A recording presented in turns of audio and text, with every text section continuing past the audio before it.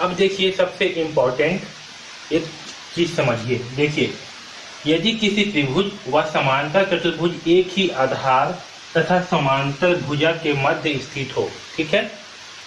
तो अगर एक त्रिभुज है, क्या है, एक त्रिभुज, ठीक है, और एक चतुर्भुज, दोनों क्या है, दोनों का आधार जो है सेम है और दोनों जो है एक समांतर रेखा के मध्य स्थित है। जैसे कि ये जो है आपका एक क्या है, त्रिभुज है, एक समांतर रेखा एक है, आधार है, और ये जो है आपका एक समांतर चतुर्भुज है।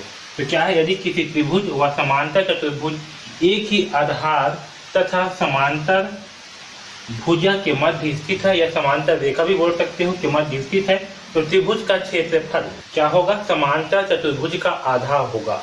ओके, चलिए इसे जो है अच्छे से समझते हैं। देखिए, मान के चलिए ये क्या है, आपका एक ए बी है, ये ए बी क्या है, आधार है, और ये ऊपर का जो आपका एफ ई है, ये क्या है, ये जो है एक, यहाँ पर देखिए ए बी क्या है, आपका आधार है, और ये जो एफ ई है ये क्या है, एक समांतर रेखा है, ठीक है। तो अगर ये आधार और समांतर रेखा के बीच एक त्रिभुज, यहाँ पर त्रिभुज क्या है, ए बी सी, एक त्रिभुज और एक समांतर चतुर्भुज है। जैसे कि इसमें समांतर चतुर्भुज क्या है, ए बी ई एफ, ठीक है।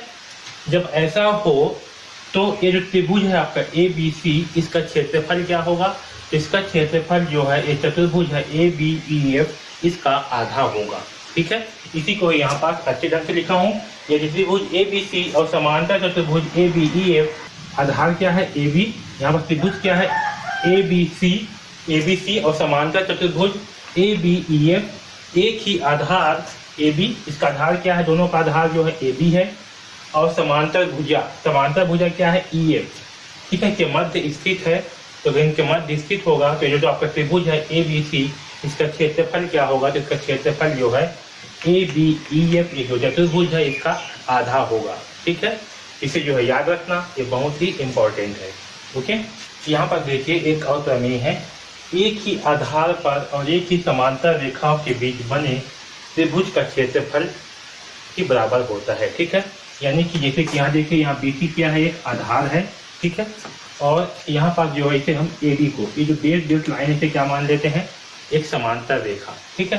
तो इन दोनों के बीच जो त्रिभुज बनेंगे, इसके बीच एक त्रिभुज बन रहा है ए बी सी और दूसरा त्रिभुज बन रहा है बी सी डी, ठीक है। तो इन दोनों का क्षेत्रफल भी क्या होंगे, आपस में समान होंगे, बराबर होंगे। यानी कि त्रिभुज ए बी सी, ठीक है, और त्रिभुज बी सी डी, इन दोनों का क्षेत्रफल क्या होगा, बराबर होंगे, ठीक है। मैं सर्वांगसम नहीं बोल रहा हूँ, ठीक है ना। सर्वांगसम मतलब क्या, एक दूसरे को ढक लेंगे। मैं क्षेत्रफल की बात कर रहा हूँ। इन दोनों का क्षेत्रफल क्या होगा, आपस में बराबर होगा, ठीक है। तो यहाँ पास क्या होगा, आपका त्रिभुज ए बी सी बराबर क्या होगा, त्रिभुज बी सी डी। ओके, तो इस प्रमेय को जो है याद रखना बहुत ही इंपॉर्टेंट है। एक ही आधार व समांतर रेखा के बीच बने त्रिभुज का क्षेत्रफल क्या होंगे, आपस में बराबर होंगे। ओके, अब देखिए चौथा सबसे इंपॉर्टेंट प्रमेय है, किसी त्रिभुज का क्षेत्रफल, ठीक है, कोई त्रिभुज है, इसका क्षेत्रफल क्या होगा। क्षेत्रफल मतलब क्या, कि त्रिभुज जो है कितना स्थान घेरती है, इसे जो है हम त्रिभुज का क्षेत्रफल कहेंगे। तो किसी त्रिभुज का क्षेत्रफल उसके आधार और संगत ऊंचाई के गुणनफल का आधा होता है। इसका आधार क्या होगा, जैसे कि यहाँ पर क्या है, एक त्रिभुज है ए बी सी, इसका आधार क्या होगा, आधार यानी कि इससे नीचे वाला पार्ट ये है, इसका आधार क्या होगा बी सी, इसका ऊंचाई क्या होगा, इसका ऊंचाई जो है ए बी को मत मान लेना है ना, इसका ऊंचाई क्या होगा, इसके बीचों बीच से जो यहाँ से अगर हम एक लंब डालेंगे, ठीक है, तो ये जो है इसका ऊंचाई आएगा। जैसे कि ए बी सी है, तो यहाँ पर जो है मैं डी मान लेता हूँ, इसका ऊंचाई क्या होगा, जो ए डी है, जो सीधा सीधा है, ठीक है, इसे जो है हम ऊंचाई मानेंगे, तो तिरछा वाले ऊंचाई नहीं मानेंगे, है ना। तो इसका ऊंचाई क्या होगा, इसका ऊंचाई जो है ये ए डी होगा, ठीक है।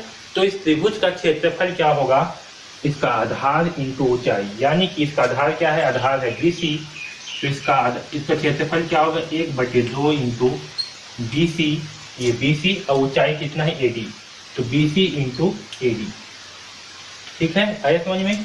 तो ये जो है त्रिभुज का क्षेत्रफल होगा, ठीक है।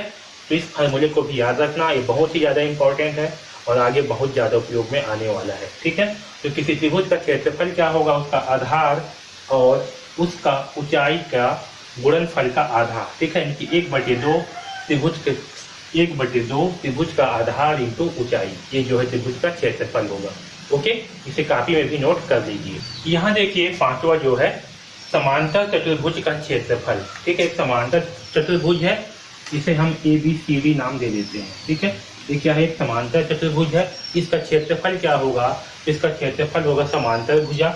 जिसे किसे जो है हम मान लेते हैं ये है, तो ये दोनों क्या होंगे, आपस में समांतर भुजा होंगे। तो इसका जो है समांतर भुजा और उसके सापेक्ष ऊंचाई का गुणनफल। ठीक है, ये समांतर भुजा और इसके ऊंचाई का सापेक्ष। तो देखिए इसका ऊंचाई जो है ये नहीं होगा, क्योंकि क्या है, जो है तिरछा है। जो एकदम सीधा सीधा होगा ना, वो जो है उसका ऊंचाई होगा। तो यहाँ से अगर हम इसमें जो है एक लंब डालते हैं इस प्रकार से कुछ, ठीक है, इसे E नाम दे देता हूँ, तो ये होगा A। ये जो है यहाँ से एक सीधा सीधा एक लंब डालता हूँ, तो ये जो है इसका ऊंचाई होगा। यानी कि इसका क्षेत्रफल क्या होगा, DC जो है एक समांतर भुजा है। क्या है, DC जो है समांतर भुजा, उसका ऊंचाई क्या होगा, AE। तो ये AE। ठीक है, तो समांतर चतुर्भुज का क्षेत्रफल क्या होगा, इस समांतर चतुर्भुज की एक समांतर भुजा और उसके सापेक्ष ऊंचाई का गुणनफल जो है इसका क्षेत्रफल होगा। यानी कि ये एक समांतर भुजा और इसकी ऊंचाई, ये क्या होगा, इसका क्षेत्रफल होगा। ठीक है, तो इस फार्मूले को भी याद रखना, ये भी बहुत ही इंपॉर्टेंट है, क्योंकि आगे जो है ये काम आएगा। ओके, अगर आपको वीडियो अच्छे लग रहे हैं तो प्लीज़ लाइक ज़रूर कर दीजिएगा और इस चैनल को सब्सक्राइब कर लीजिए, क्योंकि इस चैनल में आपको जो है कक्षा 9वीं के गणित विषय के सारे अध्याय के वीडियोस जो है मिलने वाले हैं। ओके, तो चैनल को सब्सक्राइब जरूर कर लीजिए और बेल आइकॉन को दबा दीजिए, जिससे कि आपको जैसे ही वीडियो अपलोड हो तो आपको जो है नोटिफिकेशन मिल जाए और आपको एक भी वीडियो जो है मिस मत हो। ओके, अगर आपको कुछ भी डाउट है तो आप जो है हमें कमेंट्स बॉक्स में कमेंट्स करके बिल्कुल पूछ सकते हो। ओके, अगर आप जो है कक्षा 9वीं के गणित विषय का कंप्लीट कोर्स चाहते हो बहुत ही कम दाम पर, जिसमें आपको प्रश्नावली के सारे प्रश्नों के हल मिलेंगे, सारे कॉन्सेप्ट मिलेंगे और साथ ही में आपको जितना भी प्रश्न पूछना है, जितना भी डाउट पूछना है, आप हमें पूछ सकते हो। इस कोर्स का लिंक जो है आपको डिस्क्रिप्शन में दिया हुआ है, वहाँ से जा करके जो है आप इस कोर्स को परचेज कर सकते हो। ओके, तो DKP एकेडमी से जुड़ने के लिए धन्यवाद।